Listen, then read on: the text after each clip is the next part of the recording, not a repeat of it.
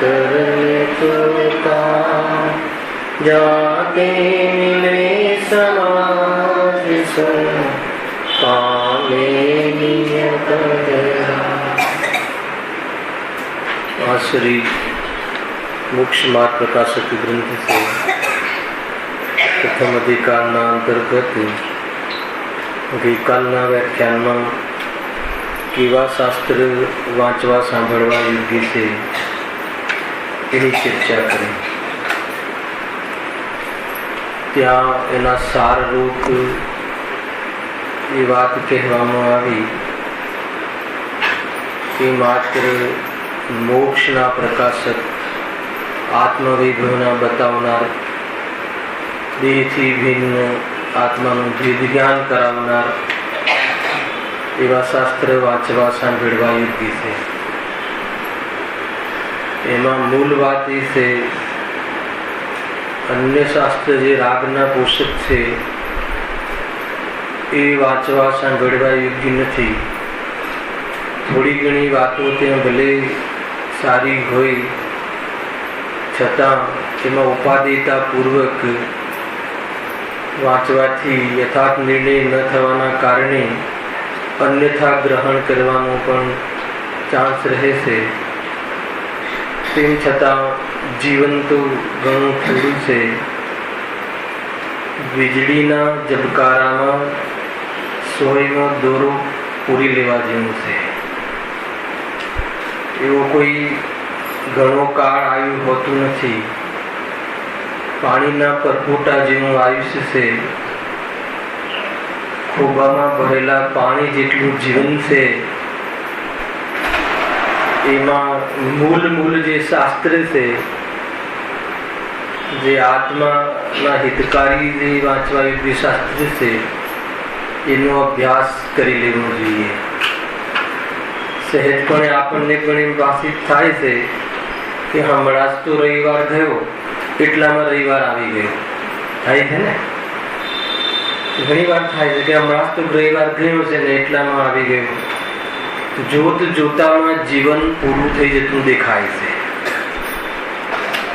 અને ક્યાં જીવન જતું રહે ખ્યાલ આવતો નથી। કુલ મળીને એમ કહેવું છે કે આયુષ્ય ઘણું ઓછું છે। ગુરુદેવનું એક કથન યાદ રાખવા જેવું છે કે વીજળીના ઝબકારામાં સોયમાં દોરો પૂરી લેવા જેવું છે। વીજળીના ઝબકારા જેટલું જીવન છે। આંખ બંધ કરીને સવારે ઉઠીએ તો કેટલા કલાકો જતા રહે છે તેમાં અનંત ભાવ જતા રહ્યા। એટલે કેવા પ્રકારના શાસ્ત્ર વાંચવા જોઈએ કે જે સીધું આત્માનું ભાન કરાવવા વાળા હોય, દુઃખ દૂર કરાવવા વાળા હોય, अर्थात न्याय बतावा वाला हो एवा शास्त्रों अभ्यास करवो जोईए। एवी विशेष चर्चा ते प्रकारना प्रकरण में काले करी।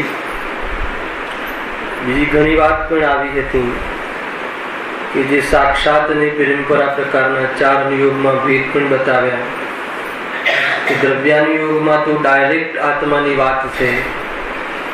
चरणानुयोग प्रथमानुयोग आदि में इनडायरेक्ट वितरागतानी वात छे। मूल बात है छतां पण चारे अनुयोग तो वितरागतानुं ज पोषण करावा रूप है। जे शास्त्र होय ए वितरागतानी पुष्टि करावा वाळा होय। एना लक्षणनी पण त्यां प्रसिद्धि करी।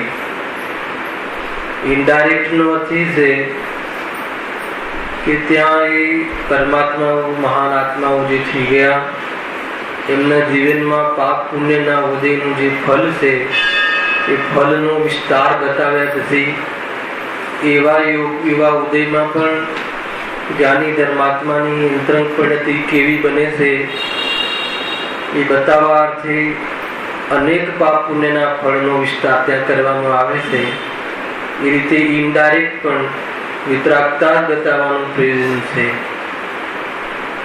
जीवने सुखी थवुं छे અને વિતરાગતાથી સુખી થવાય છે અને એ વિતરાગતાની પુષ્ટિ જે જે શાસ્ત્રમાં કરવામાં આવી હોય અર્થાત તો એ સર્વજ્ઞ કથિત જે વાણી કથિત શાસ્ત્રોની રચના થઈ હોય એ વાંચવા યોગ્ય છે।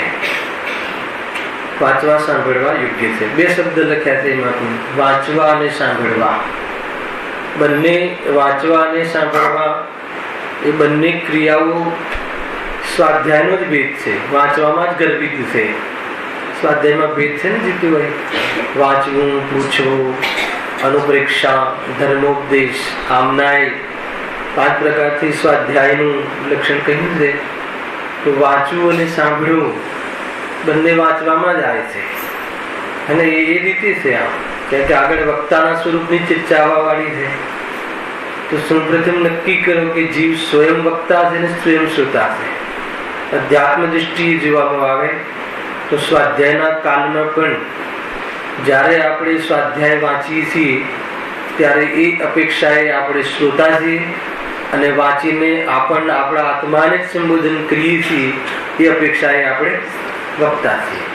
અને આપણા આત્માને કહીએ છીએ, આપણે વાંચીએ છીએ એટલે આપણે શ્રોતા થઈ ગયા, અને આપણે આત્માને જ સંબોધન કરીએ છીએ, કહીએ છીએ, સમજાવીએ છીએ એટલે આપણે શ્રોતા થઈ ગયા, એના એવી પ્રવક્તા થઈ ગયા.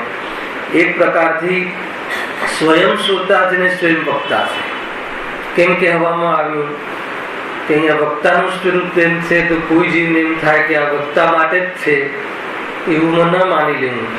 હે ને, 1-2 દિવસના પહેલાના વ્યાખ્યાનમાં કહી પણ હતું, ગયા શનિવારના કદાચ, કે વક્તાના સ્વરૂપમાં એક તો કોની પાસે શાસ્ત્ર સાંભળવા, શાસ્ત્ર કેવા હોય એની ચર્ચા બધી, શાસ્ત્ર વાંચનારા કેવા હોવા જોઈએ. તો જેની પાસે આપણે જીવનનું અહેમ ઈષ્ટ કાર્ય સમજ્યું છે એ વક્તાની યોગ્યતા કેવી હોય, કેવી હોવી જોઈએ એ પણ આપણા ધ્યાનમાં હોવું જોઈએ. નિમિત્તનું યથાર્થ જ્ઞાન હોવું જોઈએ. દાગીના બનાવવા સોનીને ત્યાં જવું પડે છે, એમ લોકમાં યથાર્થ નિમિત્તનું જ્ઞાન છે, એમ આત્માનુભૂતિ સમજવા માટે કોની પાસે જવું પડે, કેવા વક્તાઓ હોવા જોઈએ એની અહીંયા ચર્ચા છે. નિમિત્તનું યથાર્થ જ્ઞાન બી સુખી થવાનો બહુ મુખ્ય પાઠ છે. નિમિત્તનો ખ્યાલ ના હોય, પોતાના મનોગત કલ્પના પ્રમાણે તો જીવન અનાદિકાળથી વાસનાથી જીવતું હોય. આવ્યું ને કાલે, પાપ તો શીખાડવા પડતા જ નથી, લખ્યું છે કે એ બધું તો જીવને વાસના પ્રત્યે વાસના રૂપે અનાદિથી હતું, અને એની પુષ્ટિ કરાવવા વળી નિમિત્તો પણ મળી જાય, ઉપાદાન પણ જાગેલું હોય ને બહારમાં સંયોગ પણ એવા મળી જાય તો જીવ એવી રીતના કાર્ય કરી લે છે. એટલા માટે અહીંયા વક્તાના સ્વરૂપની ચર્ચા છે. એ સિવાય બીજો હેતુ પણ બતાવ્યો હતો કે આપણામાંથી જ કોઈ વક્તા બની જાય હે ને, તો એને કેવી રીતનું એનું જીવન હોવું જોઈએ, કેવી રીતની કલ્પના હોવી જોઈએ એની ચર્ચા પણ અહીંયા કરવામાં આવી છે. એટલે કરવામાં આવી છે. તથાપી અનેક પ્રકારની ચર્ચા વાર્તામાં ક્યારેક આપણે વક્તા બનીએ છીએ, ક્યારેક શ્રોતા બનીએ છીએ. તો વક્તાનું જીવન, વક્તાનું બહારનું જીવન, વક્તાનું અંતરંગપરિણમન, વક્તાનો અભિપ્રાય બહુ મુખ્ય રાખે છે.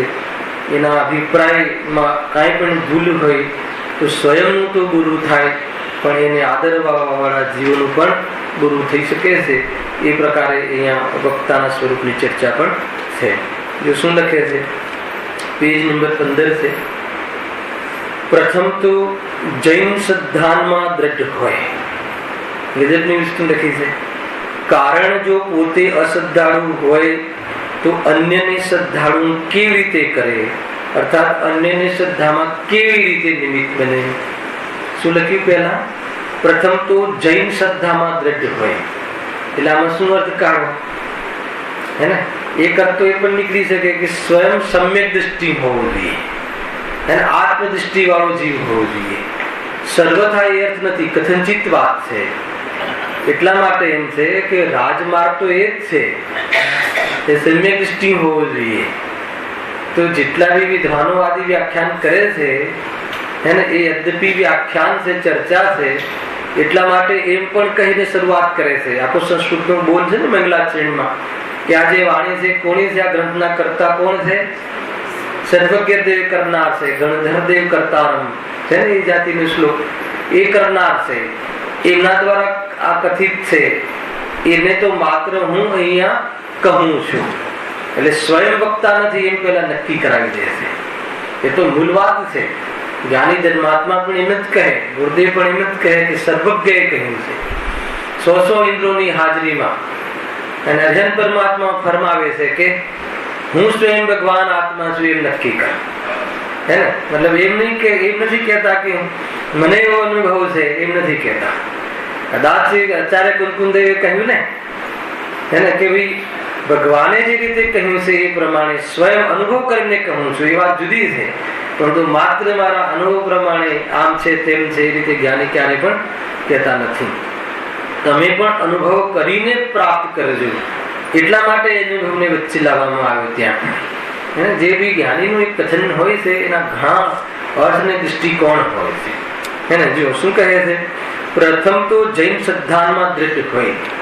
અને રાજમાર્ગ તો એ છે કે ભાઈ આત્મદૃષ્ટિ વાળો જ હોવો જોઈએ, જેને આત્મા ગમતું હોવો જોઈએ.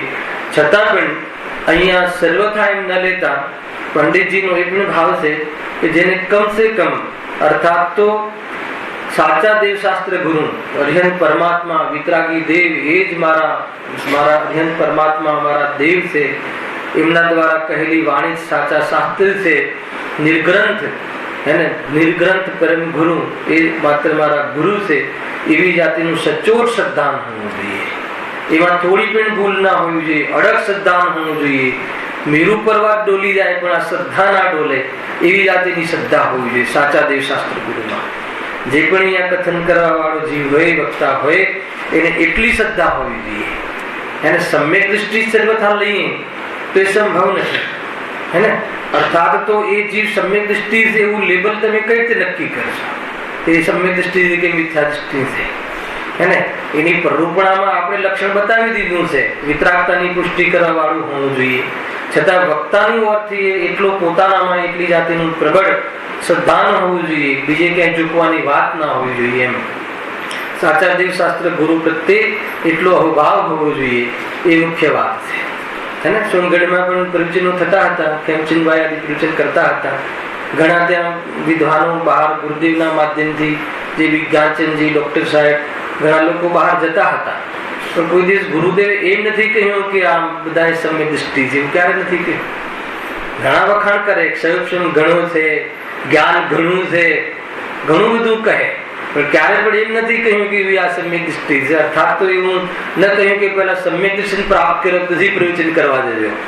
અને બધાને પ્રવચન ગુરુદેવની આજ્ઞા વગર તો કોઈ કાર્ય ત્યાં થતું જ નહીં, અધ્યાત્મ કાર્ય.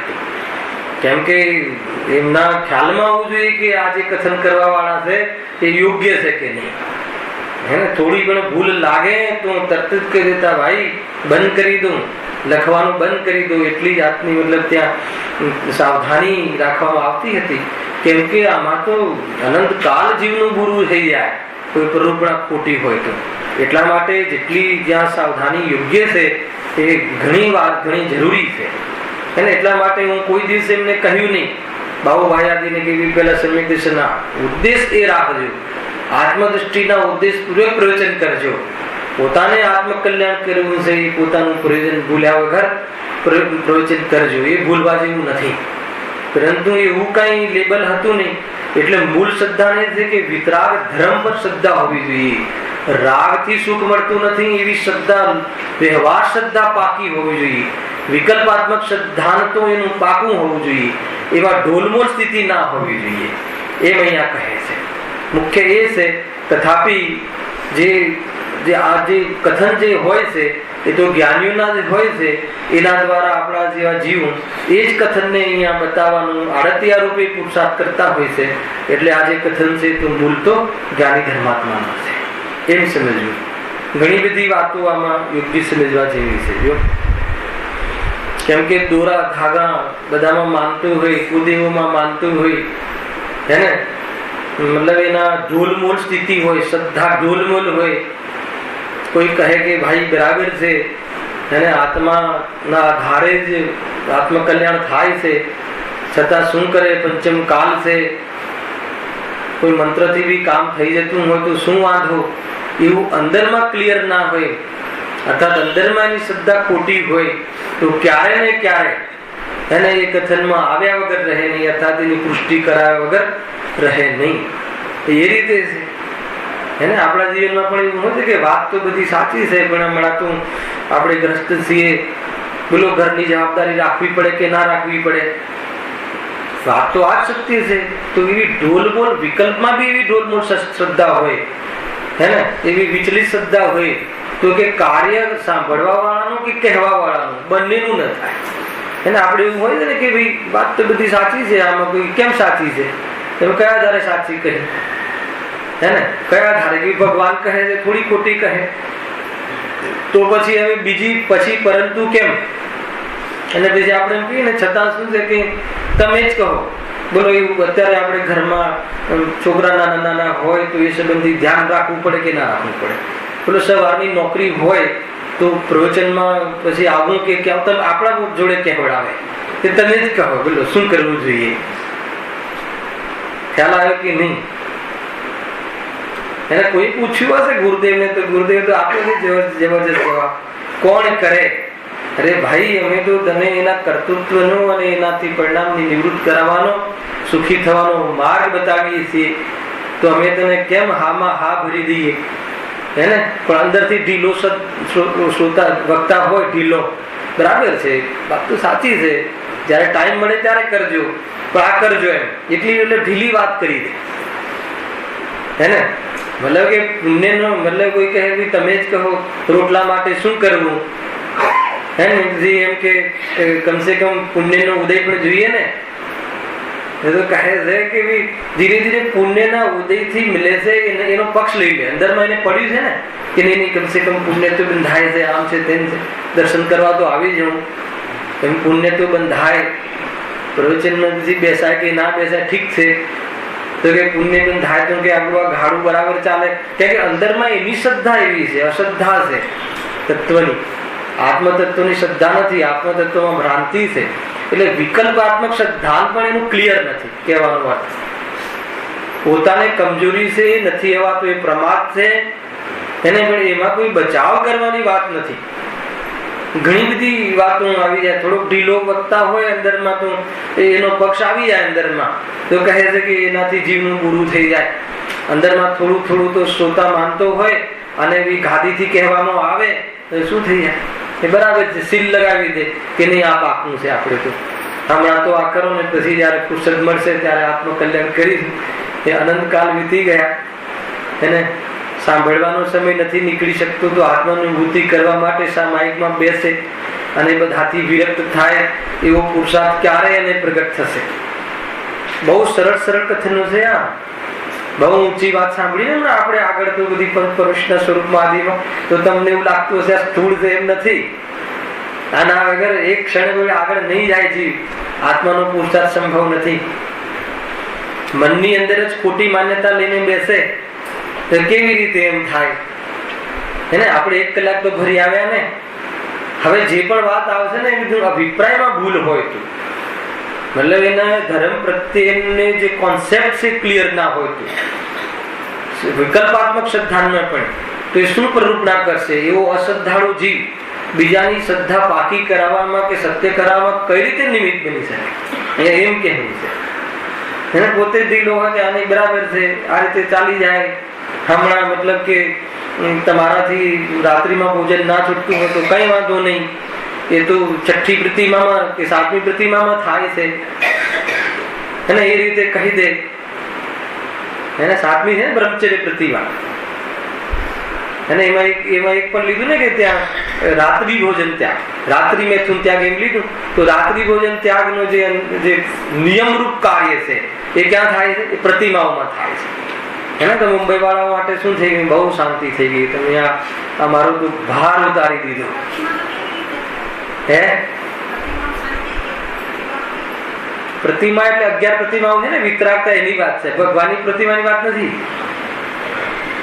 આ તો 11 પ્રતિમા જે શ્રાવક ધર્મ છે ને, એને ક્યારેક લઈશું. બહુ શ્રાવક ધર્મ જે અત્યારે આપણને મુનિ ધર્મ નો પુરુષાર્થ નથી જાગતો, તો શ્રાવકપણામાં કેવી રીતે ડે બાય ડે, અર્થાત તો કેવી રીતે ક્રમથી વિતરાગતા વધારવી, એની એક પ્રોસેસ છે આખો શ્રાવક ધર્મ. ચરણાનો યુગનો વિષય છે. હે ને, દર્શન પ્રતિમા, બીજી વ્રત પ્રતિમા. વ્રત પ્રતિમામાં 12 વ્રત છે.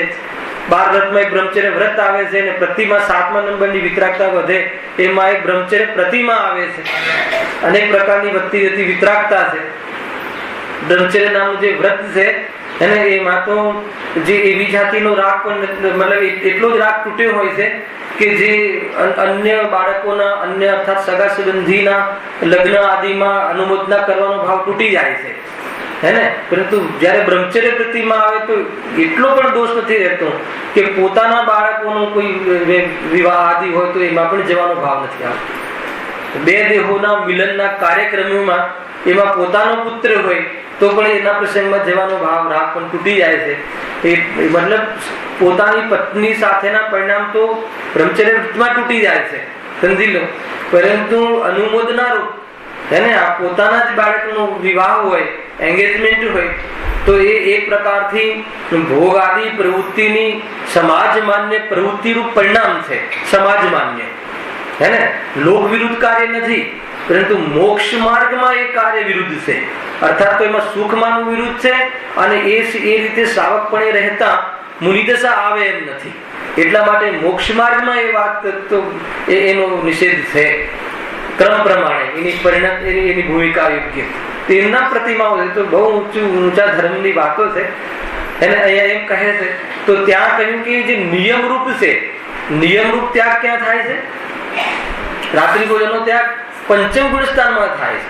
તો કોઈ કહે કે આ તો બહુ સારું કહી દીધું, સમ્યક દર્શન આપણે સમ્યક દ્રષ્ટિ તો છીએ જ, એને જીવ એમ માની લે છે, અને અવ્રતી છીએ એટલે આપણે છૂટ પણ મળી ગઈ અને આપણે સમ્યક દ્રષ્ટિ પણ છીએ.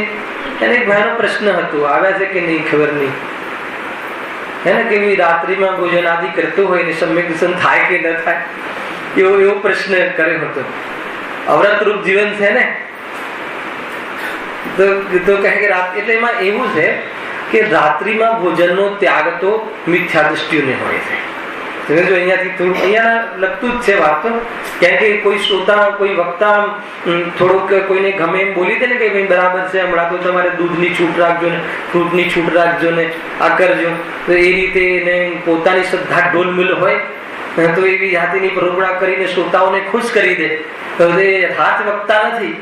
તો એમ નથી, ખ્યાલ આવ્યો ને કે ભાઈ સદાચાર જે છે એ સદાચારમાં રાત્રિ ભોજનનો ત્યાગ તો કહ્યો છે. એટલે સમ્યક દ્રષ્ટિને તો રાત્રિ ભોજનનો ત્યાગ હોય જ છે, પરંતુ એમાં અતિચાર લાગે છે, એમાં નિયમરૂપ નથી હોતું. જે પંચમ ગુણસ્થાન વ્યક્તિ શ્રાવક છે એને તો જાન જતી રહે, જીવ જતો રહે, દેહ છૂટી જાય તો પણ એ પરિણામ આવે નહીં, એવી જાતિનું એનું પરિણામનો અભાવ થઈ ગયો હોય છે. જયારે અવ્રતિ સમ્યક દ્રષ્ટિને કોઈ વાર બહુ વિશેષ હોય તો દવા લેવા આદિનો ભાવ આવી શકે છે, કહેવાનો અર્થ ગુરુદેવના પ્રવચનમાં હતું પ્રવચન સારના, અને એ રીતનું કદાચિત ભાવ એને આવી જાય, પરંતુ એ મતલબ કે છૂટની વાત નથી ત્યાં. જો એ પરિણામ એ રીતની કસાયનો ત્યાં અભાવ નથી, નીચી ભૂમિકામાં તે પરિણામનો અભાવ નથી, પરંતુ એ દોષ નથી એવું ક્યાં કહ્યું છે? અને આપણે એને કઈ રીતે લઈ લઈએ છે એ દોષ નથી. ઊંચી ભૂમિકાની જે ક્રિયાઓ છે ઘણું છે, 7મા અધિકારમાં તો આના બહુ ખુલાસા છે, હે ને. ઊંચી ભૂમિકા વાળા જે જીવો છે, ઊંચી ભૂમિકાની જે ક્રિયાઓ છે એ નીચી ભૂમિકામાં થાય કે ન થાય, એવા પ્રશ્નો ઉઠાવ્યા છે પંડિતજી. માનો કે પંચમ ગુણસ્થાન વર્તી જીવને જે ક્રિયાઓ છે, વ્રત છે, અણુવ્રત છે, એ અવ્રતિ સમ્યક દ્રષ્ટિ કે આપણા જેવા જીવોના જીવનમાં અર્થાત તો કોઈને અજ્ઞાની છે એને જે મતલબ કે ભદ્ર છે તો એને વ્રતાદિની ક્રિયાઓ એવી ઊંચી ભૂમિકાની ક્રિયાઓ કરવી કે ન કરવી, એવો પ્રશ્ન છે. અને એક બાજુ ગુરુદેવ તો કહે છે ને કે વ્રત આદિ તો જડની ક્રિયા છે, અને એના જે ભાવ છે તો શુભ ભાવ છે, એનાથી આત્માનુભૂતિ થતી નથી, હે ને. એટલે આપણને બે વસ્તુનો સમન્વય કરીએ તો બંને વસ્તુનો સમન્વય નથી ત્યાં, સમજો. વ્રતાદિની જે ક્રિયાઓ છે જળ છે, એ કોના માટે કહે છે કે જે વ્રતમાં આવી ગયો છે એને સમજાવે છે કે ભાઈ આ વ્રતાદિની ક્રિયાઓ છે એ જળ છે અને શુભાવ છે, આત્મ કલ્યાણના કારણ નથી આ. અને દ્રષ્ટિમાં તો જયારે વ્રતના હોય ત્યારે અને પરિણામમાં આવે ત્યારે એ દ્રષ્ટિને પણ દ્રઢ રાખે છે, એ દ્રષ્ટિ મલિન કરતું નથી, એટલા માટે ઉપદેશ છે. પણ એમ સમજીને કોઈ સ્વચ્છતારૂપ જીવન જીવે તો એમ નથી હોતું. એક છે કે એ નિયમ રૂપ ન હોય, માનવા કે એમાં અતિચાર લાગી શકે છે. જે વ્રત રૂપની વ્રત એટલે એ વ્રતમાં પહોંચી ગયો જે જીવ, એટલી વિતરાગતા થઈ ગઈ, એટલો રાગ તૂટી ગયો, એને એવી જાતિના અતિચાર નથી લાગતા કે જે અવ્રત રૂપ જીવન વાળાને અતિચાર લાગે છે. એને પણ એ એમ અને એટલી જે વ્રતરૂપ ક્રિયાઓ છે એ ક્રિયાઓ કોઈ આગ્રહથી પાડે, હઠથી પાડે તો જરૂર એની કોઈ એબનોર્મલ છે, જીવ નોર્મલ નથી. જરૂર એને કોઈ એવી જાતિની કોઈ કસાય મુખ્ય થઈ ગઈ છે કે નહીં આ નહીં કરું તો હું નરકમાં જઈશ, કે એવી જાતિનો કોઈ ભય ઘૂસી ગયો છે એટલે એવી જાતિની ક્રિયાઓ કરે છે. અને કોઈ એમ કહે કે વ્રતાદિ તો એની ભૂમિકામાં થાય છે, એમ કરીને આપણે તો ખાવા પીવાને મજા કરો, તો એને તો એ દોષ જ ન માન્યો એટલે એનું પણ કલ્યાણ અટકી જાય છે.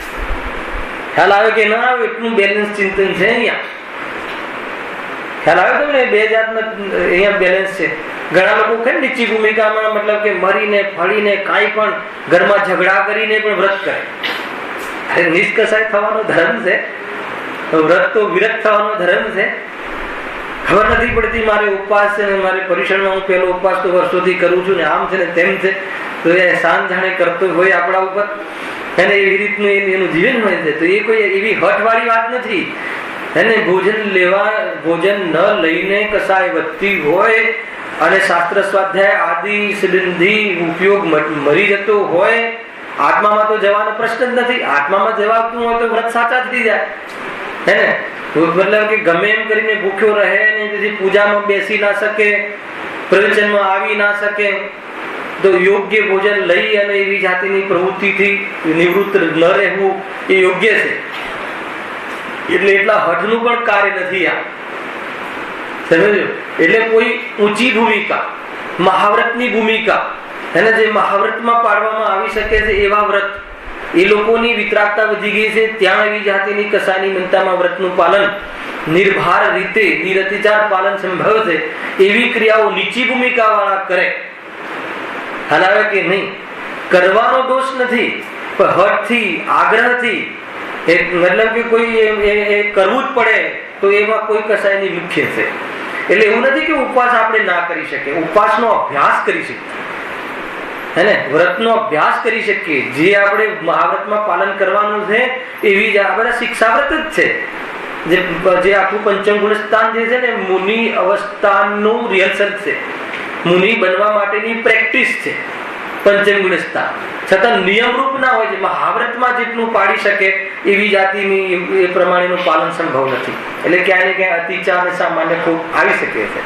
એ રીતની બહુ એ તો બેને પૂછ્યું એટલે બાકી તો એટલો બહુ વિસ્તારથી ધર્મ છે ને એ રીતે છે.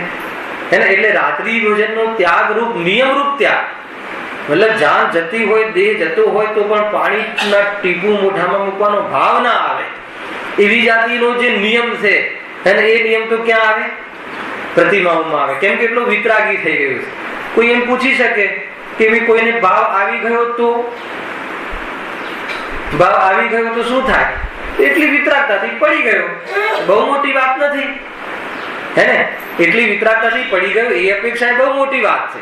પણ કાંઈ એનું આત્મદર્શન છૂટી ગયું એમ નહીં, પણ એ નાથી હું નીચો થઈ ગયો, મને દુનિયા શું કહેશે, અને મારા વ્રત ઓછા થઈ ગયા, દુનિયા એમ કહેશે કે તો દુનિયાના માટે કરે છે. એ તો પહેલાથી જ એ તો સમ્યક દ્રષ્ટિ હતું નહીં, મિથ્યા દ્રષ્ટિ હતું. ખ્યાલમાં આવે છે કે નહીં? અને કોઈ એમ જાણીને એમ કહે કે એ તો ઊંચી ભૂમિકાના વ્રત છે, નીચીની ભૂમિકાઓમાં તો આપણને અવૃત્તિને તો કોઈ બધી છૂટ છે, તો એમ નથી. દોષ છે, એને દોષ માનવાનું છોડી દીધું. એને કે આત્મદર્શન કરવું આ જટની ક્રિયા છે, એક દ્રવ્ય બીજા દ્રવ્યનું કરે નહીં, આત્મા ખાઈ શકે નહીં, આપણે તો મોજથી જેમ ખાઈએ છીએ પીએ છીએ એમ રહો, એમ થોડી છે કે એ રીતે કોઈ ચિંતન નથી. હે ને? એમ કહે કે આ તો જટની ક્રિયા છે, પછી રાત્રિમાં ચણા ફાકે કે જે બી હોય એ એમ લઈને તમને નથી રહેવાતું અને તમે એ પ્રમાણેનું કાર્ય કરો છો તો એ કોઈ કરવા યોગ્ય છે એમ નથી કહેવું, પણ એ તો દોષ છે. કમસે કમ એને દોષ માનો તો એનો ત્યાગ કરવાનો પુરુષાર્થ થશે. પણ તમે એમ માનીને કરો કે એ તો સમ્યક દ્રષ્ટિને હોય, વાત પતી ગઈ, એન્ડ થઈ ગયો એનો, એ તો બહુ મોટું દોષ છે. એ સમ્યક દ્રષ્ટિને પણ કે કોઈ નિયમરૂપ તો હોતું નથી. એમ નથી. એ સમ્યક દ્રષ્ટિને જઈને પૂછજો, આંખમાં પાણી વહે છે કે અરે રે મને આટલો રાગ આવે છે, હજુ પણ મારી દેહની આસક્તિની આસક્તિ તૂટી ગઈ છતાં પણ દેહની આસક્તિ હજુ તૂટી નથી. આસક્તિની આસક્તિ મિથ્યાત્વ છે. અને નીકળી ગયા પછી જો દેહ પ્રત્યે આટલું લક્ષ છે કે મને રાત્રિમાં પાણી પીવાનું આદિત્વ ભોજનનો ભાવ અર્થાત ક્યારેક આવી જાય છે, છતાં એવી રીતે ક્રિયાઓથી વંચિત રહે એવી જાતિનું બહારમાં યોગ્ય બુદ્ધિપૂર્વક પ્રયાસ તો કરતા હોય છે. અભ્યાસ ધ્યાનમાં આવે છે કે નહીં? ઘણી બધી વસ્તુઓ છે. ન હેડેક છે, આ ન હેડેક છે, લોકો બધાને હેડેક માની લે છે કે ન મતલબ કે આ થોપવામાં આવે છે. એટલું સહજ વસ્તુ છે. અહીંયા સમજોતારૂપ ગ્રસ્ત ધર્મ એટલો જબરજસ્ત છે કે જેટલી વિતરાગતા છે એટલો ત્યાગ છે. જેટલો રાગ આવે છે એમાં સટકાઈની જીવની હિંસાનો નિષેધ કરતા એવી જાતિની પ્રવૃત્તિનો ત્યાં લેવા યોગ્ય છે. અને જેમ જેમ મતલબ કે વિતરાગતા વધતી જાય છે એ પ્રમાણે રાગ તૂટતું જાય છે. એવી બેલેન્સ ધર્મની ચર્ચા આપણે ક્યારેક કોઈ પ્રસંગ આવશે તો એ પ્રમાણે ચરણાનું યુગના માધ્યમથી શ્રાવક ધર્મ શું છે એની ચર્ચા પણ આપણે કરીશું. એટલે એ પ્રતિમા પડીમાં, ગુરુદેવ પડીમાં બોલતા હોય છે. એને પ્રતિમા બી કહેવાય ને પડીમાં બી કહેવાય. પડીમાં એટલે શ્રાવક ધર્મના સ્ટેજ છે 11. અને 11નું સ્ટેજ કયું છે શૈલેષભાઈ? છેલ્લું સ્ટેજ તો આરિકા માતા આદિનું છે ને, ક્ષુલ્લક આદિ ઉત્કૃષ્ટ શ્રાવક. તથાપી એ મુનિ અવસ્થા નથી, તથાપી એ પંચ પરવિષ્ટિમાં નથી આવતા. ક્ષુલ્લક, એલક, હે ને, મતલબ આ બધું બી ચાલવું જોઈએ એવું લાગે ઘણી વાર. કેમ કે જે બાહ્ય અવસ્થાઓ છે આપણે ત્યાં દેવના માધ્યમથી આ બધી વાત આવી ગઈ છે, છતાં પ્રમુખ એ રહ્યું ને કે દેહથી આત્મા ભિન્ન છે અને ખરેખર કરવા છે. છતાં પણ આપણી જે ક્રમિક અવસ્થાઓ આવે છે ગુરુદેવના માધ્યમથી થયું છે. બાકાયદા આપણા વાંચવામાં પ્રમાદ છે, વાત જુદી છે. શ્રાવક ધર્મ પ્રકાશ ને વ્યવહારના નિમિત્તથી થતા કથનો ગુરુદેવના પ્રવચનમાં નથી આવ્યા એમ મારે નથી કહેવું. અને સત્ય તો ત્યાં જ આવ્યું છે. ઘણું બધું કહ્યું છે. વાંચો શ્રાવક ધર્મ પ્રકાશ પર પ્રવચન શૈલેષભાઈ પ્રભાવના કરી હતી બુકોની. અને આપણે આંખો ખુલી જાય કે ગજબનું મતલબ કે આ જીવન છે. આ શ્રાવકમાં પણ વિતરાગતા અને રાગની વચ્ચે કેવી રીતે વિતરાગતાના પક્ષપૂર્વક અને એ કેટલું ફોર્મલ જીવન રાગ સાથે જીવતો હોય છે, કેટલું આમ કે ઓરમાયું જીવન રાગ સાથે જીવતો હોય છે. જ્ઞાની ધર્માત્મા આનંદ આવી જાય અને એ રીતે મતલબ પરાયપન રહે રાગ સાથે. અને આત્માની વિતરાગતા પ્રગટ કરવા રૂપેમાં વિશેષ પુરુષાર્થ પ્રગટ અને જે વિતરાગતાથી ભરપૂર એવો શુદ્ધાત્મા તો ક્ષણભર માટે પણ ઓજલ ન થાય એવો જ્ઞાની પોતાના ધ્યાયક વગર ક્યારે રહી શકે એવી જાતિનું મતલબ કે આ ધર્મ છે શ્રાવક ધર્મમાં. છતાં પણ હર સમય શ્રીમદજી કહે છે કે અમારે એવી જાતિની દશા હજુ આવી નથી. પ્રચુર સંવેદન થાય એવી જાતિની દશાથી દૂર છીએ. જેટલી ખોટ છે એનું જ્ઞાન પણ થાય છે, છતાં અમારું કાંઈ સ્વભાવમાં બગડ્યું નથી. એ બલ અમારું આજે પણ વર્તે છે. કેવું લખે છે જ્ઞાની ધર્માત્મા? જેટલી ખોટ છે એનો ખ્યાલ આવે છે. મુનિ અવસ્થા થાય એવી જાતિનો પુરુષાર્થ નથી એ ચોખ્ખું અમને ખ્યાલ આવે છે. એમને તો વક્તાના સ્વરૂપમાં એમાં પણ લખ્યું એને કે જે વક્તાપણું તો એકમાત્ર અધ્યાત્મ દ્રષ્ટિએ જોવામાં આવે, આગમ પદ્ધતિથી જોવામાં આવે તો મુનિરાજને શ્રેય મળે છે. ઉપદેશ મુનિરાજને શોભે છે. અને આપણે તો આ વ્યાખ્યાન કરીએ છીએ, એની વ્યાખ્યાઓ સમજીએ છીએ, સમજી લેજે. હે ને, હું તમને એમ કહું કે ભાઈ ફેક્ટરી આદિમાં, વેપાર આદિમાં સુખ નથી અને બીજા દિવસે મારું કાર્ડ તમારી પાસે આવે કે કાલે ઓપનિંગ છે, તથાપી હું ક્યારે ઓપનિંગમાં માનતો નથી ને કરતો નથી. ખ્યાલ આવે કે નહીં? શાનું ઓપનિંગ છે? પાપની ફેક્ટરીનું ઓપનિંગ છે. પાપ રચનામાં શું કોઈને બોલાવવા જેવું છે? ખ્યાલ આવે કે નહીં? ખરેખર કરવા જેવું નથી.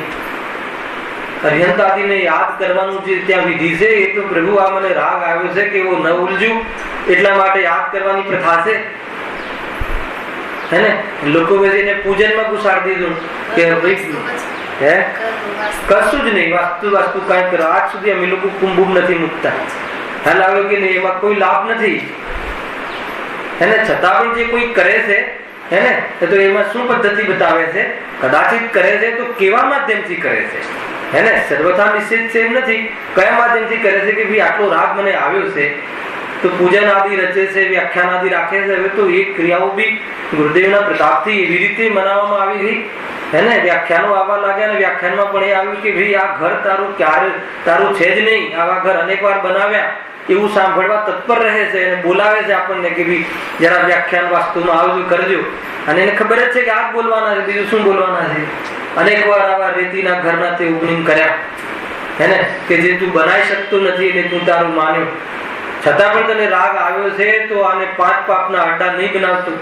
જૈનીનું ઘર સવાર સાંજ શ્રાવક રૂપે સ્વાધ્યાય સામાયિકથી શોભે છે, અને એટલું બતાવવા માટે જે વાસ્તુ મતલબ કે એવી જાતિનો પ્રોગ્રામ રાખે, અલગ વાત છે.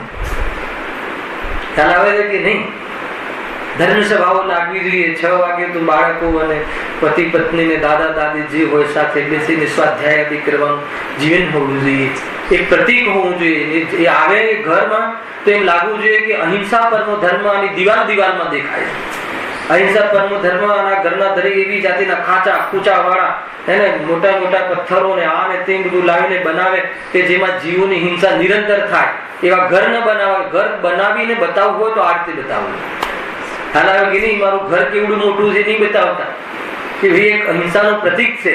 ઘરની અંદર પણ એક એક વસ્તુ એક ગમે ત્યારે આવે તો મતલબ કે પાણી આદિ ગળેલું ને છન્નો અર્થાત તો જે ગળનું બાંધીને આપવાની પ્રથા ને એક એક જીવનની અંદર ઘરમાં આવે, પણ એમ લાગે કે કોઈ જૈનીના ઘરમાં આવ્યા છે, અને પોતાને મતલબ કે અંદરની વાસના તૂટી જાય કે આવું બનાવો ને તેનું બનાવો. એ ગજબની વસ્તુ છે ભાઈ.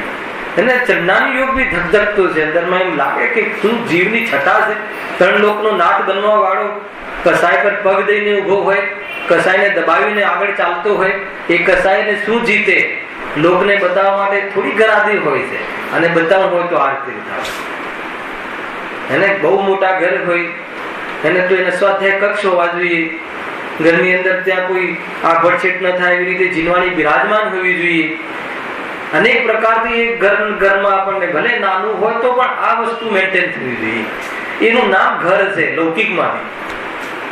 એટલે ઘણી વાર વાસ્તુમાં બોલાવી દે છે કોઈ તો પ્રજન તો, અને એને ખબર છે કે શું કહે છે ભાઈ, બીજું શું કે નહીં સારું ઘર છે, બીજું પણ ઘર વધે કરજો, પુણ્યના પ્રતાપથી મળ્યું છે તો પુણ્ય કરતા રહેજો. એ વક્તા કેવો છે? ઢોલ મોલ છે. સ્વયં બી ડૂબશે ને બધાને ડૂબાડવાનું નિમિત્ત. ખ્યાલો આવે છે ને જીતુભાઈ કેવી જાતિનું સ્વરૂપ છે.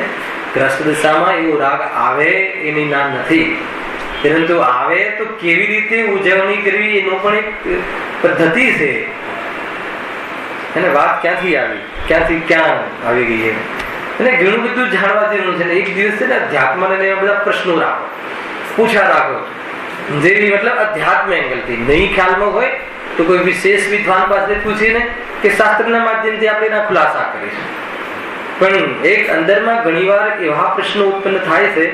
તમારે જે ગુરુવારનો ક્લાસ છે ને જીતુભાઈ, એમાં આ વાતનો અમને બહુ લાભ છે કે એટલા 1.5 કલાકનો એવી જાતિનું ત્યાં છે કે એ લોકો બોલે ને હું જવાબ આપું, પછી હું કાઉન્ટર પ્રશ્ન પૂછું, તો જે પ્રશ્ન સભામાં પૂછવાની હિંમત ન થાય અર્થાત એ યોગ્ય નથી કોઈ પ્રકારે, તો એવા પ્રશ્નો ત્યાં ખુલાસા થઈ જાય. કેવી રીતે પૂછવું ને કેવી રીતે એમ કઈ રીતે આ બધું, તો એવી જાતિના ખુલાસા સંભવ છે. તો એ રીતના પણ પ્રસંગો હોવા જોઈએ. જેમ બને જે રીતે બને વિતરાગ માર્ગની પુષ્ટિ થવાના પ્રસંગો હોવા જોઈએ. લૌકિક પ્રસંગો આવે તો પણ કેવા હોવા જોઈએ. અને મોટા મોટા નેતાઓ અનિલ અંબાણી, રતન ટાટા એવા લોકો પણ જ્યાં ભોજનમાં આવે ને 6 વાગે બેલ વગાડી દે, તે અહિંસા પરનું ધર્મ બતાવે છે. નિમેશભાઈને ત્યાં મેરેજમાં જો પ્રવૃત્તિ. આપણે તો વેપારીઓને કેવું લાગે, એને જૈનો માટે અલગ એક બનાવી દઈશું ને, પછી એક અલગ પેલું શું કહેવાય છે, શું કરે છે આપણે રાત્રિમાં રિસેપ્શન, એને રિસેપ્શન કરીશું કે પેલા વેપારીઓને ખોટું ના લાગે એટલા માટે અલગ. કેટલો મોટો બિઝનેસ છે, પુણ્યનો ઉદય છે.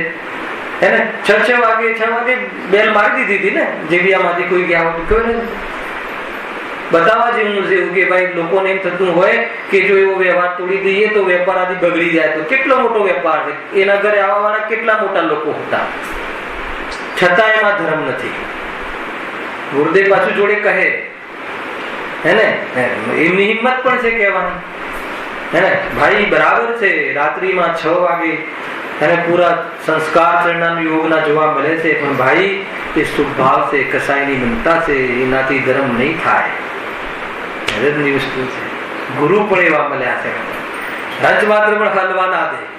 થોડું પણ એમાં પાછું મધ આવી જાય ને તો ભાઈ શાંતિ રાખ હે ને. એ ગજબની વસ્તુ છે. અને એ પણ જોવા જેવી બી તો છે ને, એ બી સાઈડ જોવા જેવી છે. 6 વાગે કહી દીધું હતું ત્યાં અને જ્યારે જે ચોળીમાં લગ્ન થતું હતું અને જે આપણે પૂજન કરીએ ને પેલા દેવશાસ્ત્ર ગુરુની, તો એ સમયે તમામ જાતિની જે સર્વિસ આપવામાં આવે પાણીની ને ડ્રાયફ્રૂટની બંધ કરી દીધી. કોઈ હમણાં મારે ભગવાનની પૂજા, ગમે એટલા મોટા લોકો આવે, પોતાનો ધર્મ એનો વ્યવહાર ભ્રષ્ટ કરીને અને એવી જાતિની પ્રવૃત્તિ પણ ન કરવા વાળા જીવો આજે પણ મોજૂદ છે. કોણ કહે છે કે ચરણાની ગુરુદેવે નથી બતાવ્યું? ગિરીશભાઈ ખ્યાલ આવે ને? એમ લાગે ને કે ચરણાનો યુગ નથી બતાવ્યો? ચરણાનો યુગ જેટલો બતાવ્યો છે ને જેટલો એમનામાં હતો એવો ક્યાંય જોવા મળતો નથી. મુકુંદભાઈ, આપણે સિમરાજને ઘણી વાર પ્રશ્ન થાય છે ને ચરણાનો યુગનું શું થશે? તો સાચો ચરણાનો યુગ છે આ. શૈલેષભાઈ સમજવા જેવું છે. બહુ આનંદ આવી જાય, મતલબ એમ થાય કે વાસ્તવમાં અને જરા પણ આપણે આપણી શ્રદ્ધા કઈ આડી એવડી ના ઘૂસી જાય, આશ્રમમાં સંવર ના માની લઈએ, એટલી કસાયની મનતામાં કઈ મજા ના પડી જાય, હે ને? શાબાશ કહેવા વાળા બી ઘણા મળે અને પ્રશંસા કરવાનું પણ એક ગુણ છે, હે ને? જે ધાર્મિક કાર્યોની પ્રશંસા કરવી પણ એ પ્રમાણે યોગ્ય છે, છતાં પણ કેટલી હદે કરવી એ પણ ભાન હોવું જોઈએ. બધી વાતો ભક્તાના ખ્યાલમાં હોય છે કે ક્યાં કેવી જાતિની કૃપણા અને કેવી જાતિનું એને જે રીતે પ્રશંસા કરવા યોગ્ય છે એ રીતે છે, છતાં ભાઈ એમાં કાંઈ લાગી જવા જેવું નથી. એક બે સ્વર્ગના ભાવ આવી જાય, પરંતુ એમાં એક પણ ભાવ ઓછો થાય એવી તાકાત પુણ્યમાં નથી. પુણ્યમાં તાકાત છે એક પણ ભાવ ઓછો કરે એવી નથી તાકાત. તો ભાઈ શું કામ કરવું? કોણ કરે? એને આત્મા ગમતું હોય ત્યાં અહિંસા પરનો ધર્મ રાગ આવ્યો છે, પણ એવી રચનામાં પણ એવી જાતિના જીવોની હિંસા થાય. રાત્રિ રુજનમાં એવી જાતિના અનેક જીવો ત્યાં હોમાઈ જાય. જૈનોને તો શોભતું જ નથી. ખ્યાલ આવે કે નહીં? અન્ય જીવોને તો શું કહે, હે ને? શ્વેતંબરોમાં નિયમ બની ગયા હશે ભાઈ, બપોરના પ્રોગ્રામો કરવા, રાત્રિમાં ન કરવા. દિગંબરો કેમ પાછળ છે? સમજવા જેવું છે. આવ્યું ને, ડિક્લેર થઈ ગયું છે ને. કઈ બગડતું નથી ભાઈ. દુનિયા તારે ત્યાં જમી જઈને તારી અભ્યાસની પ્રકૃતિ હશે તો કહેશે કે એ દરવાજામાં ઘણું બધું કહીને જશે. ખ્યાલ આવે કે નહીં? આમ તો મોટો ધર્મની ધજા હાથમાં રાખે છે ને, રાત્રિમાં જમાડે છે, 5000ની ડીશ પોતે ખાઈને જશે ને કહીને જશે. ખ્યાલ આવે કે નહીં? એ રીતે ભાઈ બહુ બધું ધ્યાન રાખો. તો ચરણાની વાત નીકળી ગઈ તો નીકળી ગઈ, એવું સ્વરૂપ છે. શું કહે? ગજબની વસ્તુ. વક્તા ઢીલો પોચો ના હોવું જોઈએ. કોઈને ગમે એવી વાત કરે એનું નામ વક્તા નથી. સત્ય વાત કહેતા જરા પણ એને ખચકાટ ના અનુભવે. પોતાના જીવનમાં પણ એવી જાતિની રચનાઓ હોય, પોતાની શ્રાવકની ભૂમિકામાં શ્રાવકને આગળ આવવાનું છે, લોક વિરુદ્ધ કામ કરવા વાળો વક્તા ના હોવું જોઈએ. ગજબની વસ્તુ છે. ત્યારે એ જાતિનું નિમિત્ત નૈમિતિકપણું, પ્રભાવપણું, વિશ્વાસ આવે. અરે અહીંયાથી વક્તા કહી દે, એને કદાચ કોઈ પુણ્યની મુખ્યતાથી, નિમિત્તની મુખ્યતાથી કથન આવે કે ભાઈ વ્રતાદિ કરવા જોઈએ, હે ને? અને જીવન અવ્રતરૂપ હોય કે અણુવ્રતરૂપ હોય કે મહાવ્રતરૂપ હોય તો એ પ્રમાણે પાલન કરવું જોઈએ એમ કહે, તો પણ સામેવાળા તમામ શ્રોતાઓને એટલો વિશ્વાસ હોય કે આ ભાઈ એમ નથી કહેવા માંગતા કે પુણ્યથી ધર્મ થાય છે. કહેવાનો એટલો જ અર્થ છે કે અહીંયા એવા અશુભમાં રહેવા જેવું નથી કે જે આત્માને યાદ ના આવે. એ રીતે અહીંયા શુભમાં રહેવાની વાત કહી. શુદ્ધમાં જવાતું નથી, અશુભમાં જવું નથી, અને શુભમાં મારે રહેવું નથી. તો શુભમાં આવ્યા વગર રહેવાતું નથી. ત્યાં શુદ્ધનો પુરુષાર્થ કરવાની પ્રેરણાથી અનેક પ્રકારની કથન કહે, પણ એક વાર પણ એવો અભિપ્રાય ના હોય અંદરમાં કે પુણ્યમાં મતલબ કે ધર્મ થાય છે. જે શાસ્ત્ર ચાલતું હોય તો નિમિત્ત પ્રધાન કથન કહે, તો ત્યાં નિમિત્ત પ્રધાન કથનમાં નિમિત્તથી થાય છે એમ થોડી કહે. ખ્યાલ આવે કે નહીં? એવી જાતિનું છે. જળની ક્રિયાથી આત્માનું કલ્યાણ થાય છે એમ વ્રતના ઉપદેશમાં એમ થોડી કહે છે. અરે આટલી કસાય મટી જાય તો આવી જાતિનું વ્રત પરિણામ હોય છે, અને એમાં આત્માની અનુભૂતિના અવસર વિશેષ બનતા હોય છે. વિરક્ત જીવનમાં ભોજનનો ભાવ ના હોય, દુનિયામાં જે બહુ લોજિક છે શૈલેષભાઈ, માનો કે દુનિયામાં વિવિધ પ્રકારની રચનાઓ, વિવિધ પ્રકારના સાધનો આવી ગયા, આપણું પ્રયોજન ના હોય, આપણે બે રોટલી ખાવા માટેનું જે સામાન્ય કેવી રીતે પકાવીને કેવી રીતે સામાન્ય જે જૂની પદ્ધતિથી અહિંસક પદ્ધતિથી આપણું કામ પતી જતું હોય, તો નવા જેતન મોટા મોટા ઇન્સ્ટ્રુમેન્ટ આવે ને એને સમજતા કલાક લાગે ને બનતા 2 કલાક લાગે ને કોઈમાં શોધ ના થાય ને એ શોધાય ને એવી જાતિની પ્રવૃત્તિઓ થતી હોય, એનું આપણું પ્રયોજન ના હોય, તો સરવાળે આપણામાં આપણે કેટલો ઉપયોગ બચે, કેટલો ઉપયોગ બચે હે ને. મતલબ 2-5 જોડીનો નિયમ હોય કપડાનો, તો આ પહેરું કે આ પહેરું 10 મિનિટ ના બગડે, ખ્યાલ આવ્યો કે નહીં? તો કેવી જાતિનો ઉપયોગનું સેવિંગ થાય, અર્થાત તો ઉપયોગ કેવી રીતે બચતમાં રહે, તો એ ઉપયોગ પછી ક્યાં લાગે? તો એ રીતનું વિજ્ઞાન છે. આ જબરદસ્ત વાત છે ચરણાની યોગની. પોતાની સાથે રહે અને પેલામાં પરની સાથે રહે, ધરાય નહીં, વાસનાઓ વધતી જાય. હવે કાંઈક નવું આવ્યું છે, કાંઈક નવું આવ્યું છે, કાંઈક નવું આવ્યું છે, તો વિચલિત રહ્યા કરે. અરે તારે પેટનો ખાડો પૂરવો છે, શુદ્ધ ભોજનથી પેટનો ખાડો પૂરાઈ જાય. આયુથી આ શરીરમાં આત્મા ટકે છે, ભોજનથી ટકતો નથી. જેટલો ભાવ આવે છે એ પ્રમાણે નિમિત્ત નિમિત્તિક સંબંધમાં, તો એમાં કેવી રીતે વર્તવું આખું ચરણાનું યોગના કથન છે. રંચ માત્ર પણ એમાં કોઈ વક્તા એમ કહે કે ના ભાઈ બરાબર છે, આ રીતે વર્તવું ને આ રીતે કરવું, એ વક્તામાં એને યોગ્ય નથી. સ્વયંનું તો ગુરુ કરે છે અને અન્ય જીવોના ગુરુ થવામાં નિમિત્ત બને છે. ખ્યાલ આવે કે નહીં? પથ્થરની નાવ સ્વયં તો ડૂબે અને એના ધાર ઉપર જે નદી પાર કરવા માંગતા હોય એ પણ ડૂબે. ખ્યાલ આવે? કેવી જબરદસ્ત વાત છે, બહુ સરળ વાત છે, સરળ વાત છે, પણ એટલો મોટો ઉપદેશ છે આપણા માટે કે સમજવા જેવું છે. જો શું કહે છે? પ્રથમ તો જૈન સિદ્ધાંતમાં ડટ હોય, કારણ જો પોતે અશ્રદ્ધાળુ હોય તો અન્યને શ્રદ્ધાળુ કેવી રીતે કરે? આવી ને વાત. અને એમાં જૈન સિદ્ધાંત ડટ હોય, એમાં શું લેવું મુખ્ય રૂપથી? કે એ દેવશાસ્ત્ર ગુરુ ગ્રહિત મિથ્યાત્વ ન હોવું જોઈએ, અગ્રહિત મિથ્યાત્વ ટાળવાનો પુરુષાર્થ હોવો જોઈએ. અને અગ્રહિત મિથ્યાત્વ ટળ્યું હોય એની તો વાત જ શું છે? એને મિથ્યાત્વ પુષ્ટિ કરવાના કાર્ય ચાલુ ના હોવા જોઈએ. એ રીતની આ વાત છે ભાઈ. જો શ્રોતા તો પોતાનાથી પણ હીન બુદ્ધિના ધારક છે. જે સાંભળવા આવે છે હે ને, એ તો વક્તાથી હીન બુદ્ધિના ધારક છે. એટલે ભોળો જીવ છે, સમજવા આવ્યો છે, આકુળ વ્યાકુળ થઈને આવ્યો છે, અને જે કહેશો એ ગ્રહણ કરીને જતો રહેશે. પોતાની એટલી બુદ્ધિ નથી કે પોતાની બુદ્ધિથી ગ્રહણ કરે, હજુ એટલી ડેવલપ થયેલી હોતી નથી. તો એમ અહીંયા કહે છે તેમને કોઈ સમ્યક યુક્તિ વડે શ્રદ્ધાળુ કેવી રીતે કરે? કે જે સ્વયં અશ્રદ્ધાળુ હોય, જેને સ્વયંના જ મતલબ કે પાયા ઢીલા હોય, એ સમ્યક યુક્તિ તરફથી પોતે જ ભાઈને પ્રાપ્ત થતો હોય, એક દ્રવ્ય બીજા દ્રવ્યનું કરે નહીં, કોણ કમાઈ આપે એ સભામાં પોતાનો વેપારી આવેલો હોય, અને કોણ કમાઈ આપે એમ કહેવાથી બીજી વેપાર બગડી જાય એવું ભાષિત થતું હોય, એ કેવી રીતે કહે? ભાઈ પુણ્યના ઉદયથી મળે છે, મારે પુણ્યનો ઉદય આવ્યો હોય તો તમને મને બિઝનેસ આપવાનો ભાવ આવે એમ કહીને બી પુણ્યનો પક્ષ તો આપી જ દે, ધીરે ધીરે આપી જ દે, ગમે રીતે ઘુસાડી દે. ખ્યાલ આવે કે નહીં? બહુ સાવચેતીથી રાખવા જેવું છે ભાઈ. રંચ માત્ર પણ નહીં, હે ને? ગજબની વસ્તુ છે કે ભાઈ ધૂલ છે તો ધૂલ છે. મંદિર બનાવવાનો ભાવ આવે હે ને, તો એમ છે ને કે એનાથી કોઈ મુક્તિ મળી જાય. મંદિર બનાવવાનો ભાવ ના આવે તો મસ્જિદ બનાવવાનો ભાવ આવે એમ પણ કહે, પણ મંદિર બનાવવાનો ભાવ આવે એનાથી કઈ મુક્તિ મળી જાય એમ છે નહીં.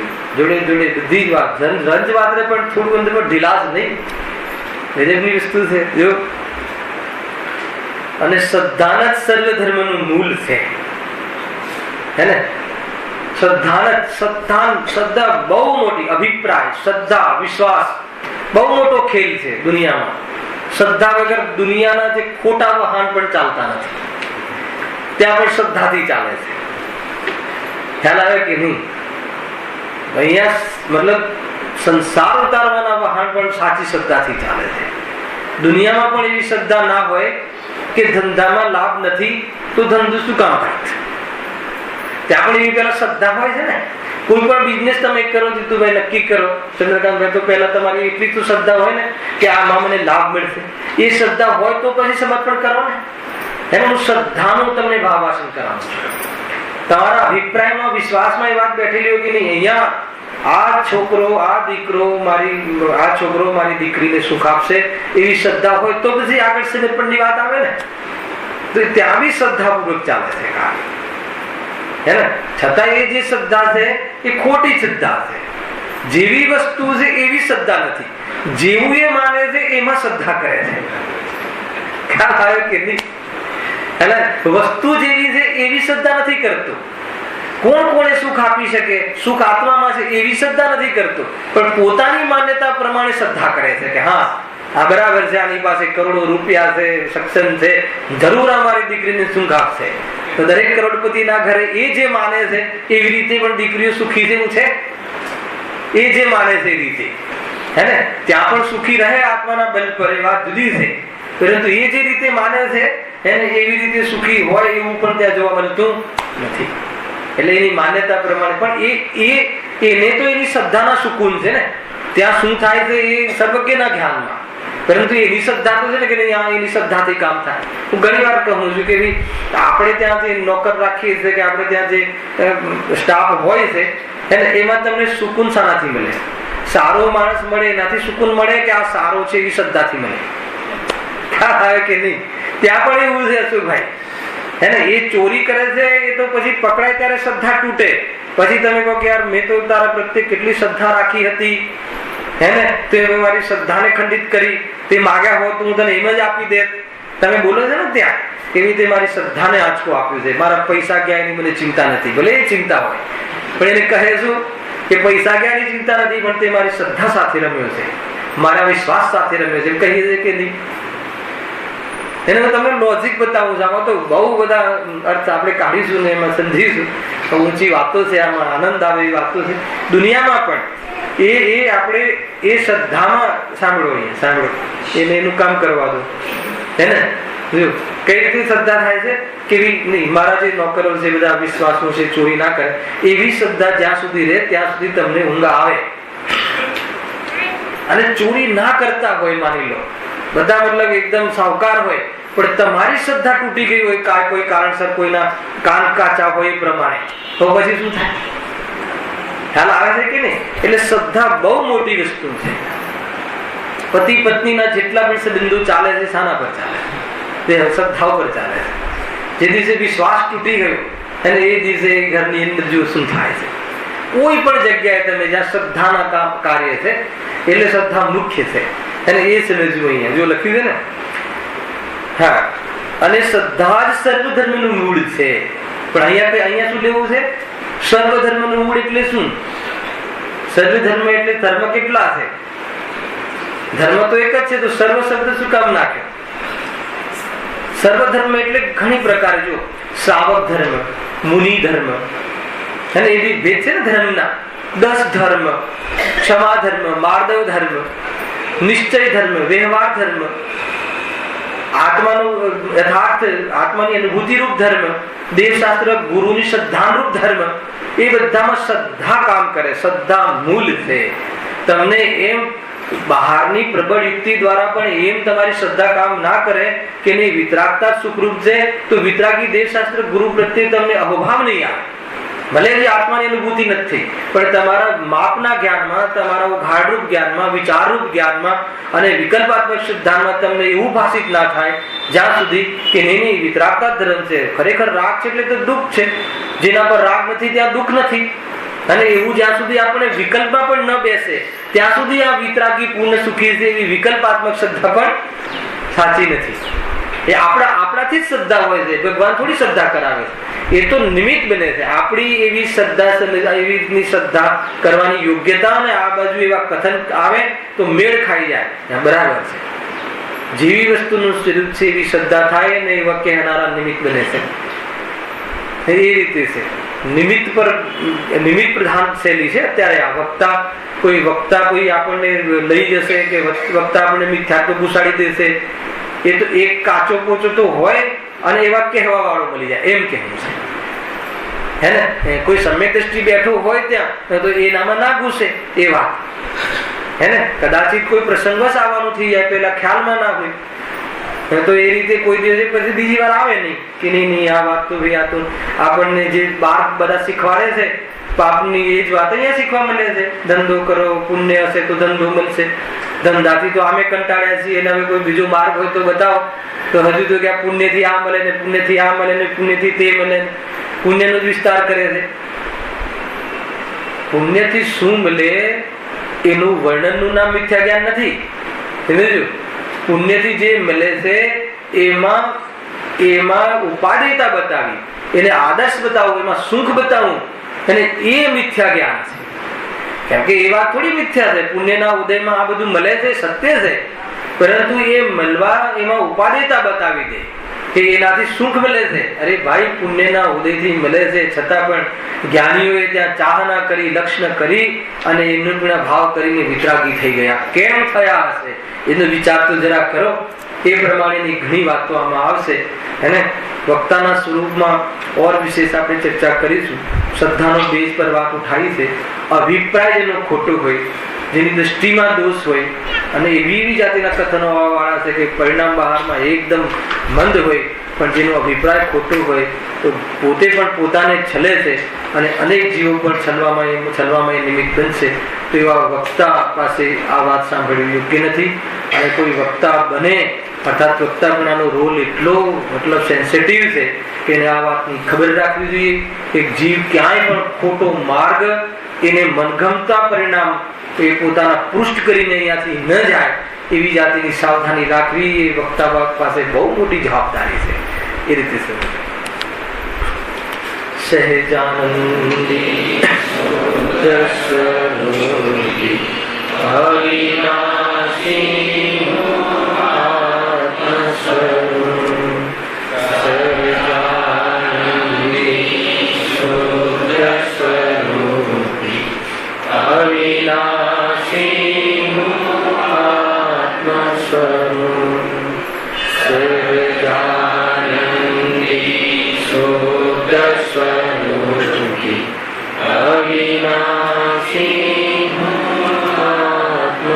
આત્મસ્વરૂપ